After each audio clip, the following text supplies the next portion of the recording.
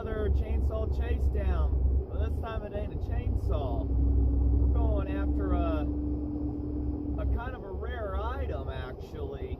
It's a McCulloch 170 amp welder. I guess they were made in Europe.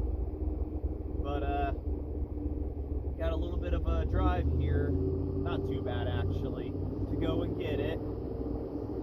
So you guys, I guess we'll just sit for the ride during a nice little time lapse here while we get to the location and meet the guy, and be able to get that home and look over such an item. Apparently they were made back in the 60s. They have one of the two-man saws, the 940 engine on them.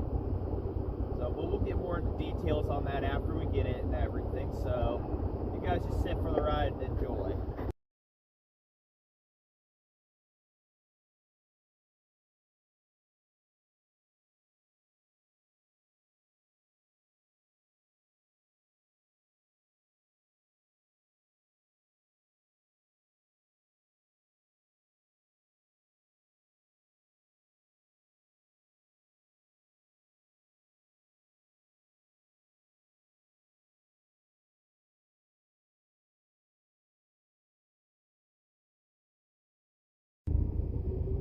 Well, there Greg goes, who sold me the welder, and he gave me a bonus, and I'll show you guys that. A couple bonus little things for free. He's kind of eliminating some of the stock and everything, so we'll get home and we'll show you what the bonus item was. One of them he gave me was one of these hard to find air filters for free. So let's get back home here and go take a look at it. I gotta repair the recoil, or the string on the recoil on the welder and everything, so let's not get ahead of ourselves and stuff like that. So we should be flashing to home now, save the hyperlapse and time for that and everything. So till then, to the house. You guys ready for this?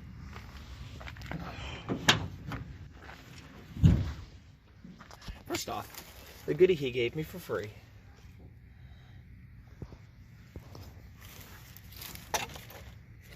Pulls over. Supposedly it runs. And also a new old stock air filter for one. Worry about that later though. What the prize is.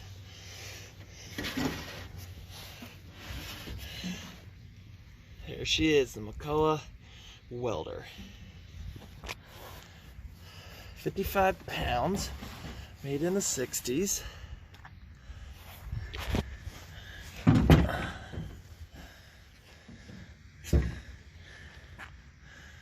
Let's take her inside and we can get a better look in there. It's also warmer.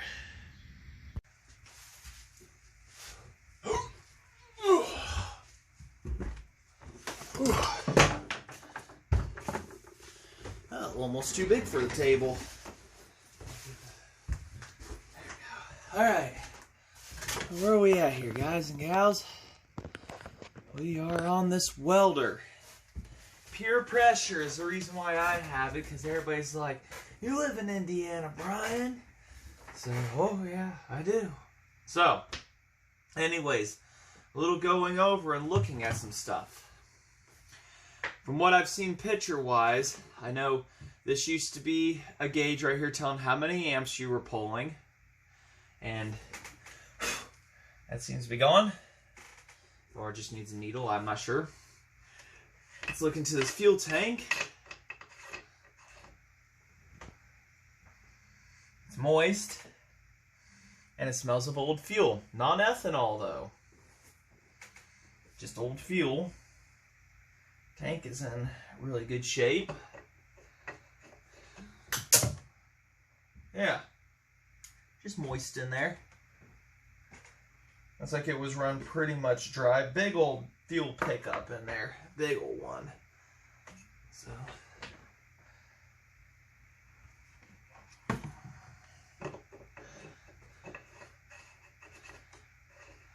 This has a 940 engine on it. 103 cc. Has a Tildeson carb. But I'm unsure of what kind it is.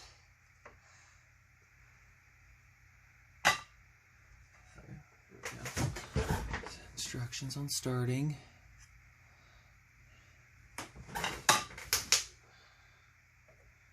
It's got a different type of Tildeson carburetor on it, however. It's got one with a double pump setup.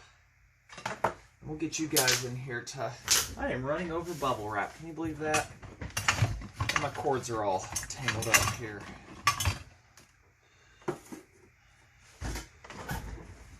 Take this holder off here. Maybe. Ooh, that's on there. So we can get a better look at this carburetor.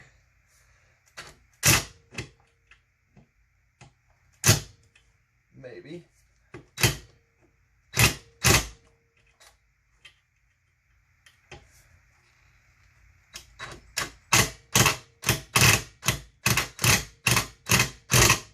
Well, maybe. Let me fight that off. Thankfully, the bracket didn't have an actual hold down. I was able to push it for leverage to move it over because that screw was not wanting to come out for its life. So anyways, that has got a big old carburetor on her.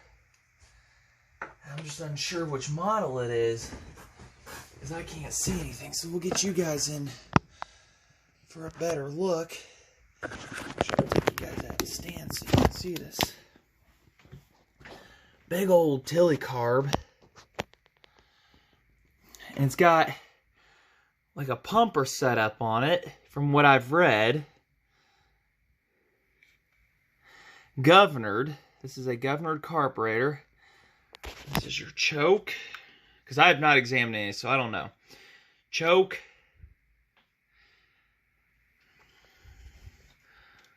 These run at 7,200 RPM, but I don't know if it's a...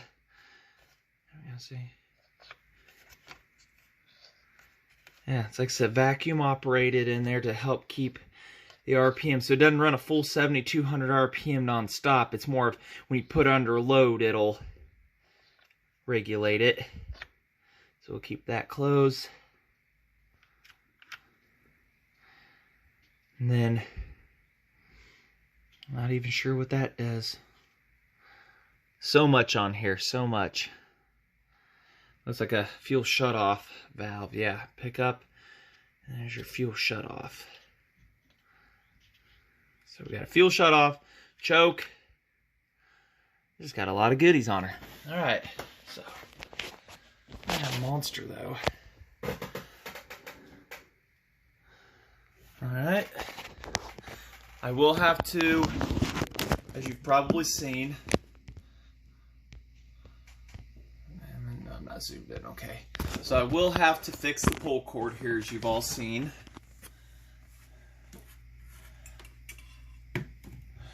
So we will have to take that off. But we may just save that for another video.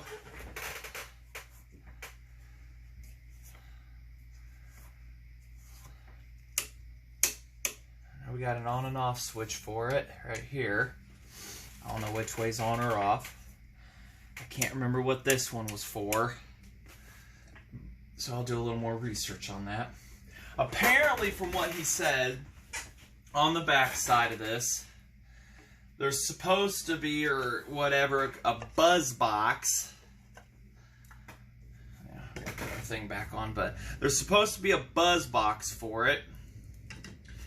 And then you hook your leads to it, but I'm not sure on if there actually was a buzz box or if that was just for an external assembly. Ugh. These leads down here where you hook, and I'm not sure if this was just a unit. I don't know why you would have a buzz box separate from it all. That just makes it a little more difficult, but I'm not a welder or any certification for that, so. It's got this big old honking muffler. Keep quiet. Exits right here. So, no idea if the engine runs or works over or anything, but we will go over that in the next video. I may repair the pull starter off screen. but we can turn her over with the drill and everything and see how well that works.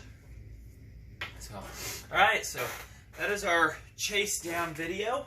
I just want to thank you all for coming along for the ride and everything. So, any questions on this thing? I probably don't have an answer. So, not yet I don't. Other than they were made in like Canada or France and Europe and stuff, you know, those kind of areas. So